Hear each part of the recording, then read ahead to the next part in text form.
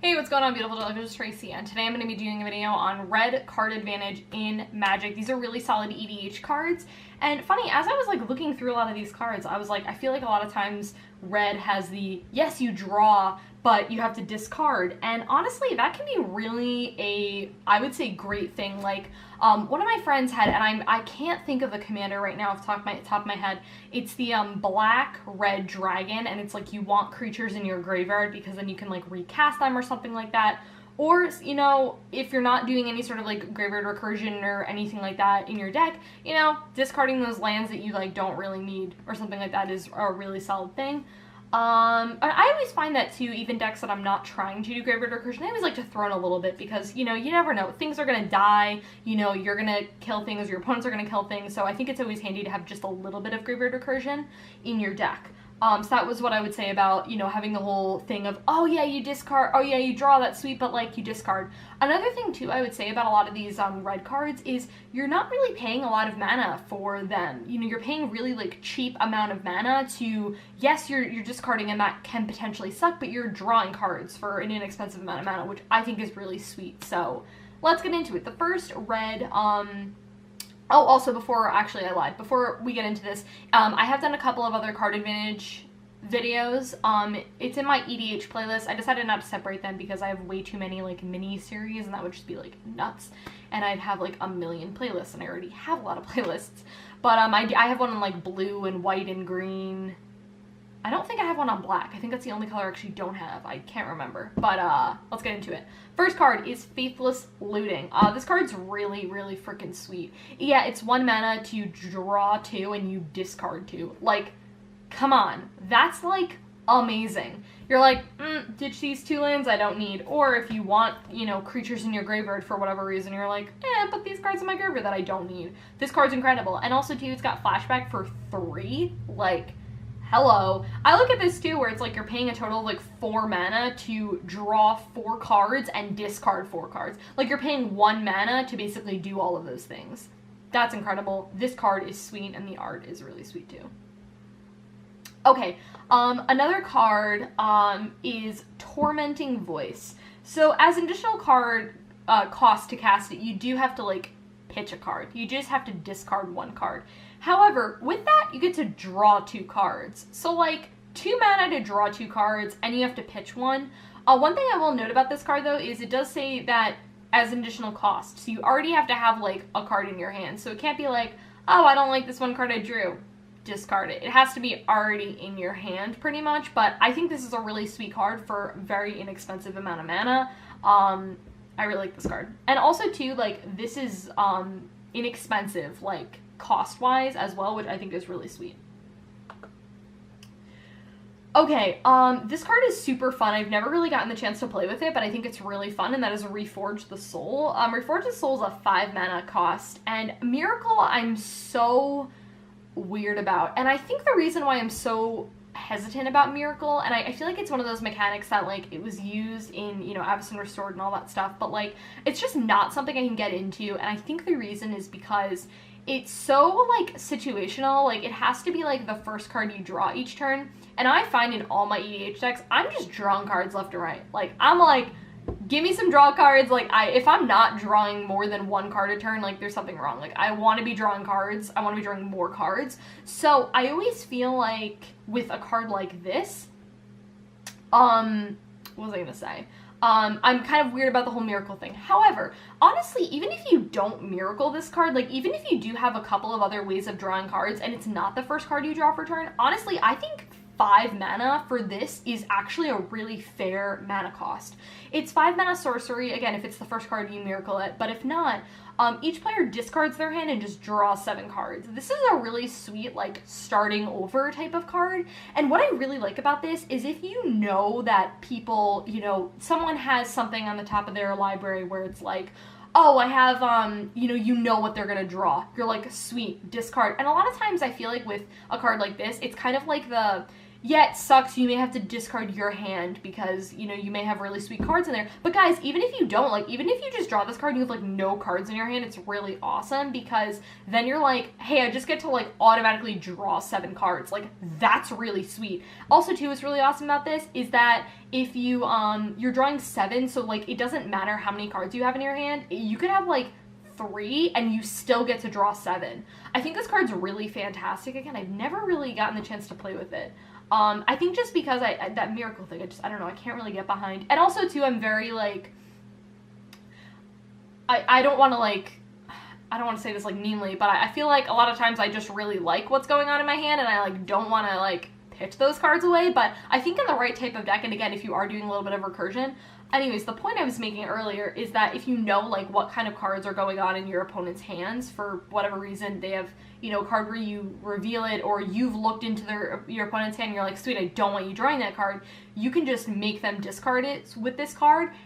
And what's really cool, and what I like to personally do, is always have a card like Bajuka Bog or something like that, where it's like, hey, I know you just discard all the sweet cards, exile your graveyard. I love doing things like that. I do it all the time. So, I think with these type of cards, if you're doing some sort of, like, discard, I would always try to keep that in the back of your hand. I'm not saying run, like, 15 copies of exile people's graveyards, but I would always keep those cards on hand because I think they're very useful in EDH.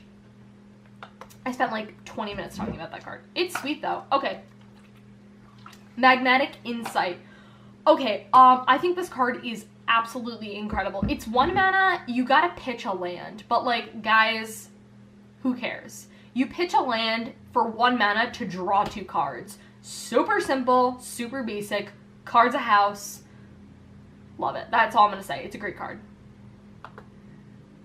Okay, as I was looking through cards to talk about in this video, I came across this one card that came out in one of the Commander sets, and I feel like the Commander sets have so many, like, sweet hidden gems that I often, like, forget about because they're only in, like, a Commander set, and I just, like, forget about it. Magus of the Wheel. Okay, this card's, like, nuts for a lot of reasons. First off, it's, like, a 3 mana 3/3. Like, that's just really sweet. And then for 2 mana, you tap it, you sack it. Each player discards their hand and draws 7 cards. It's like Reforge the Soul, like, stapled onto a creature. Okay, I love this card for, like, a ton of different reasons. Because, one, it's, like, really cheap for what you're paying for, I feel like. It's 3 mana, and then for 2, and you have to sack it, but, like, again, there's so many ways of recursion if you want to bring this creature back, which, I mean, I don't see why you wouldn't, because it's sweet. And again, it's the same thing with Reforge the Soul, like, you know what's going on in your opponent's hands, or your opponent has, like, 10 cards in their hand and, like, no maximum hand size, and you're like, discard, go to 7, like, I think that's really sweet. Yeah, again, it does say each player, but I think it's really sweet to do this in situations where, like, someone's like, hey, I'm blowing up the board, and you're like, force pop this because, or you just play it, you have haste, and you automatically sack it because you're like, hey, I have nothing going on in my hand, I only have, like, 1 card, I really want to, you know, have a fresh start and whatnot. And I like that it's a creature because I feel like there's so much recursion around creatures. I mean, in everything, but I feel like there's a lot in creatures, so really like this card. I think it's really sweet. Okay, this is a card that I have to say Paul is, like, obsessed with. Like, strangely obsessed with, and is Browbeat. This card is really sweet, and what I really like about this card is I feel like it's, like, the perfect mid-range card. You play it on turn 3, you know, yeah, okay, I guess some people are like, hey, I don't really care about taking 5 damage, but, like, you draw it on turn, like, 20 when someone's at, like, 10 life, and they're like, huh, yeah, 5 damage kind of sucks, but you know what also kind of sucks is you drawing 3 cards for 3 mana. I understand this is not everyone's cup of tea, I understand it's not everyone's thing, but if you're super desperate and you just really need cards to draw, this is a really sweet card. I feel like this card works much better in, like, not EDH, though, just because, like, I think this is a really good, like, I don't even know, like, I don't know, like, what format it works really well in, but, like, something where you have 20 life. I feel like that just works so much better because you're like 5 life, that's like a fourth of my life. That really sucks.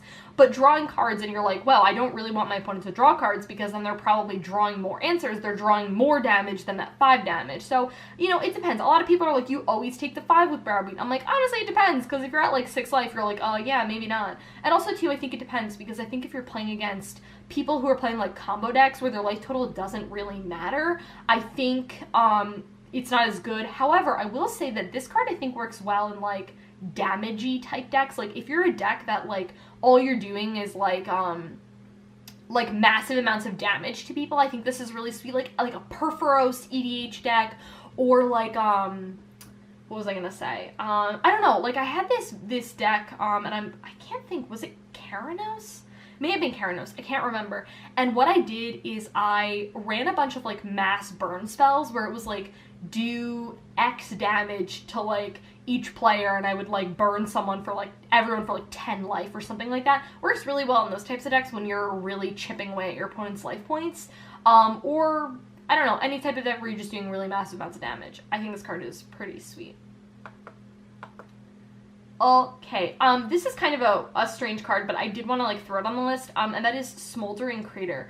I did, you know, I really don't talk about really like the cycle lands, and I find a lot of people really like these, and it's just something to like keep in the back of your head as a card that is really sweet. And I like cards like this. Again, I don't really find myself running it because I feel like in typically with me, I like my basics a lot, and so I tend to find myself running basics, and I do run like specialty lands, you know what I mean, of course, but I don't know, for some reason I just don't really find myself running the cycle lands. But I think if you're someone who, you're running like mono red, for example, and you're like, hey, I wanted a couple of like specialty lands, I wasn't really too sure what to get, because once you open the doors to like 2, 3, 4, 5 colors, you have so many land opportunities. But if you're doing like a monocolor deck and you're like, hey, you know, I wouldn't mind, you know, getting some specialty lands, this is a really good option because it's got that cycling ability, so you can just discard it to like draw a card. Super simple, but I really like it for, again, if you want cards in your graveyard for like whatever reason,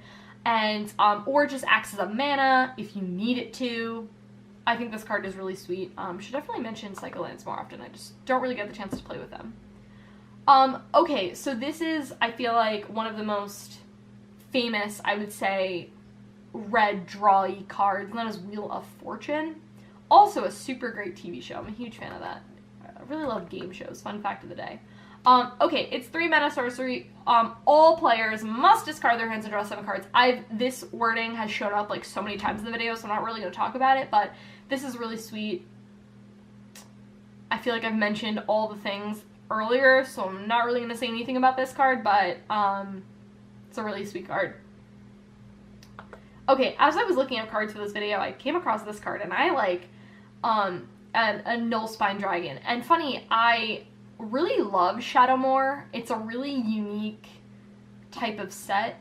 I'm a huge fan of it, and I think it's really cool, and I feel like there's a lot of like hidden gems in that set. This guy's really sweet. It's a 7 mana 7/5 flyer. Like, hell yeah, that's sweet. It comes into play, you may discard your hand and draw cards equal to the damage dealt to target opponent this turn. Whoa, guys, this card's freaking sweet, and I like just knew about this card like lately. Like, I just, you know, knew that this card was a thing. Okay, this card is sweet for like so many reasons, because it's a huge body. Second off, it works really well in like those damagey type decks that I was saying, where like you're doing like massive amounts of damage to someone, and you're like, hey, swinging you for like 20 damage, and then you like pop off your Knollspine Dragon, and you're like, cool, I'm gonna like draw 20 cards. What the hell? And I love that this is a creature, and I love that it's an ETB creature, because what you can do is like, someone kills it, and you're like, bring it back. And then you just recast that ETB effect. Oh my god, that sounds so sweet. This card is awesome. And after that, you're left with this huge body, like a couple smacks from this flyer, like, card's great. Love it. And the last card in this video is another one that I feel like, I think this was only printed in one set. I feel like that's why I don't really, really know that much about it, but that's this card, Wild Guess. Again, as an additional cost to cast it, you have to pitch a card, but you draw 2 cards for that ability. Very similar to basically a lot of the other cards that we were talking about in this video, but very powerful. who really cares? You gotta pitch a card to draw 2 cards for 2 mana. Super great value. I think this card's very powerful. So that is it, guys. That is it for talking about red card advantage. I am definitely going to be doing more parts of this as well as other parts because I've talked about, I think I've done a video on all of the colors as far as I can remember. So, but I will see you guys in my next video. Bye.